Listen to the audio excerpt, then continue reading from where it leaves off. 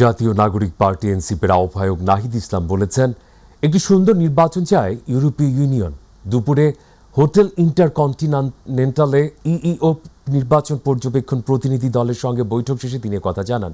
বলেন, বিচার, সংস্কার ও নিরাপত্তাহীনতার পরিস্থিতির জন্য জামায়াতের সঙ্গে এনসিপি কৌশলগত জোট করেছে। এনসিপি একটি দলকে বিশেষ সুযোগ দেওয়ার কারণে নির্বাচনে লেভেল প্লেইং ফিল্ড তৈরিতে বাধা সৃষ্টি হতে পারে মন্তব্য করে তিনি বলেন, এনসিপিকে নিয়ে টার্গেট করে নেতিবাচক সংবাদ উপস্থাপন করা হচ্ছে। পরিস্থিতি যেমনই হোক না কেন এনসিপি মাঠে কাজ করে যাবে বলেও জানান নাহিদ ইসলাম। বিশেষ রাজনৈতিক দলকে সরকারিভাবে বিশেষ সুযোগ সুবিধা, বিশেষ প্রোটোকল দেওয়ার মাধ্যমে এক ধরনের সিগন্যালিং করা হচ্ছে এবং যেটা লেভেল প্লেইং ফিল্ডে বাধা তৈরি করতে পারে, এটার অসম অবস্থা তৈরি করতে পারে। কারণ প্রশাসনের বিভিন্ন স্তরে কিন্তু এইটা এক ধরনের মেসেজ যায় যে সরকার কার পক্ষে আছে, বা মিডিয়াতেও আমরা মনে করতেছি মিডিয়ার একদিকে ঝুঁকে যাওয়ার প্রবণতা আমরা দেখতে পাচ্ছি।